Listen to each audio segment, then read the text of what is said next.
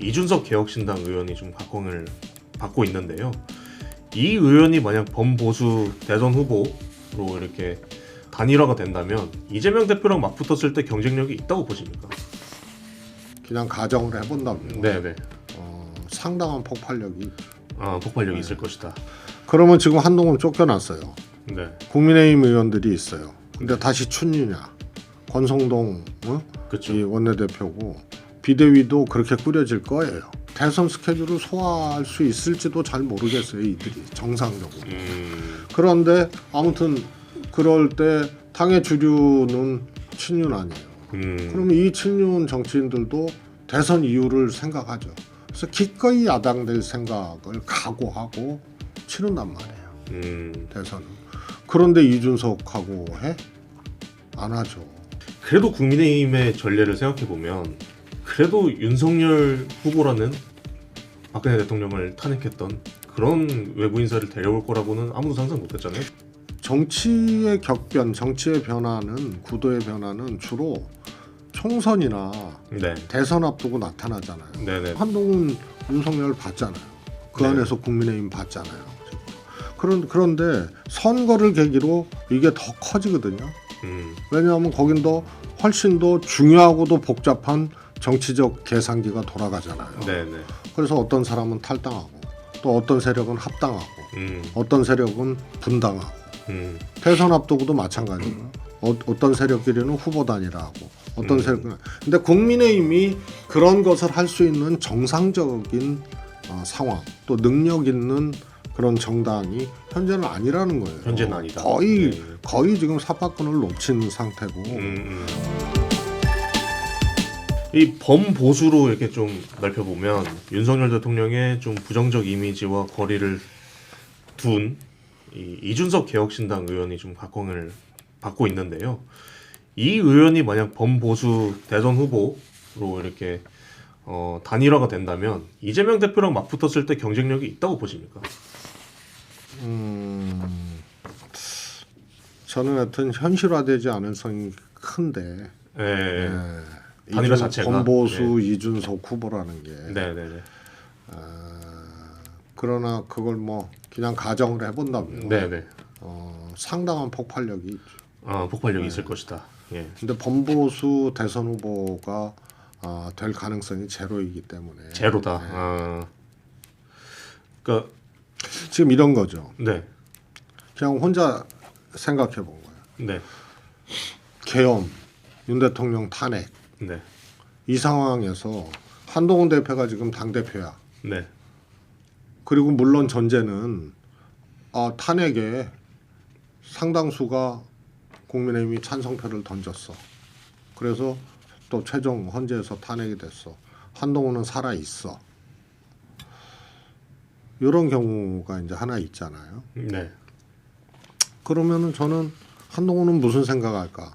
대선 이길 수 있다고 생각할까? 이제 대권 후보로서 살아 있는 거 아니에요? 저는 아니라고 봐요. 사람 그렇잖아요. 이런 상황에서 다시 재집권할 거라고 생각하면 그거는 정말 무슨 뭐 신도 불가능한 거 아니에요. 그러면 기꺼이 야당 대표할 각오를 한쪽에 하고 대선을 치른다고 봐요. 네. 그러면 지금 한동훈 쫓겨났어요.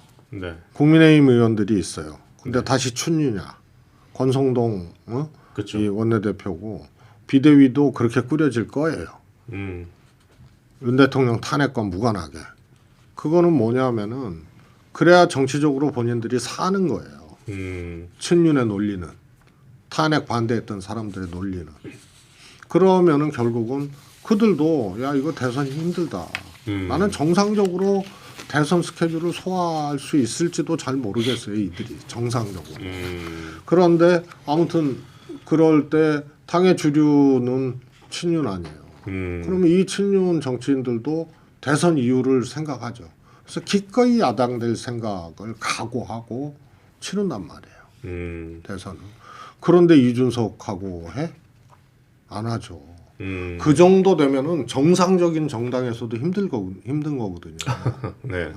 그런데 이렇게 힘없는 괴물이 되어버리는 정당, 이 정당에서 기꺼이 야당할 수밖에 없다 혹은 야당해야 된다는 생각으로 대선을 치르는 과정에서 이준석 틈새를 줄까? 그래서 저는 범보수 후보로서의 이준석은 제로라고 생각해요. 그래도 국민의힘의 전례를 생각해 보면 그래도 윤석열 후보라는 박근혜 대통령을 탄핵했던 그런 외부 인사를 데려올 거라고는 아무도 상상 못했잖아요. 좀 그런 어떤 그 파격을 좀 해봤던 그런 정당인데. 아니 그거는 네. 이준석 베이비였기 때문에 그러죠. 정치인도 아니었고 그래서 그때 뭐 이준석이 중요한 역할을 하고 엄청난 스포트를 받은 것도 아니거든요. 그 뒤로 사실 이준석의 시대는 그 전에는 저 정치평론가 같았죠. 네. 그 다음에 나름 이제 스피커였고 그러나 당 대표 되면서 정말 이준석 젊은 당 대표 되면서 이준석의 정치가 시작된 거예요. 그러니까 제가 드리고 싶은 질문은 국민의힘이 또 한번 파격을 한번 해볼 수 있는 그런 어떤 이런 거죠. 네. 우선은 네. 당 대표가 지금 5번이 바뀌는 거 아니에요? 지금 그렇죠. 네. 비대위원장 이번에 하면 5번째 아니에요. 네. 네.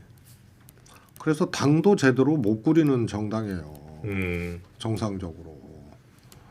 그래서 정치의 격변, 정치의 변화는 구도의 변화는 주로 총선이나 네. 대선 앞두고 나타나잖아요. 네네네.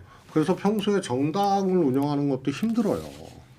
계보가 있고 갈등이 있고 충돌이 있고 그리고 정치 현안이 발생을 하면 이게 이 갈등을 더 깊게 만들고 네. 뭐 한동훈 윤석열 봤잖아요. 그 네. 안에서 국민의힘 봤잖아요. 지금. 그런데 선거를 계기로 이게 더 커지거든요. 왜냐하면 거긴 더 훨씬 더 중요하고도 복잡한 정치적 계산기가 돌아가잖아요. 네네. 그래서 어떤 사람은 탈당하고 또 어떤 세력은 합당하고 어떤 세력은 분당하고 대선 앞두고도 마찬가지고요. 어떤 세력끼리는 후보 단일화하고 어떤 세력은 근데 국민의힘이 그런 것을 할 수 있는 정상적인 상황 또 능력 있는 그런 정당이 현재는 아니라는 거예요. 현재는 아니다. 거의 지금 삽박근을 놓친 상태고 그 다음에 아까 말씀드렸듯이 모순이에요 스스로들의 행위가. 그래서 앞으로는 여기는 탄핵 반대 정당, 내란 동조 정당으로 그렇게 딱 될 거예요.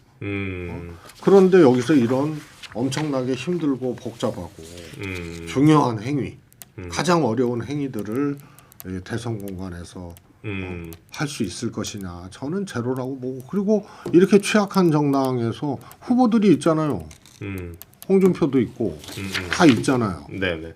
그런데 예를 들어서 뭐 개혁신당하고 합당을 한다든가 혹은 후보를 같이 내기 위한 사전 행위를 한다든가 이런 거 절대 못해요. 그러니까 범보수 단일화를 하면 정리하자면 범보수 단일화를 하면 분명 폭발력은 있을 테지만 국민의힘은 그런 선택을 못할 것이다.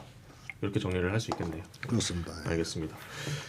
조금 여당이 좀 희망을 가질 만한 어떤 요소를 좀 얘기해 보자면 지금 만약 이제 범보수 확률이 낮다고는 얘기하셨지만 범보수에서 이제 한동훈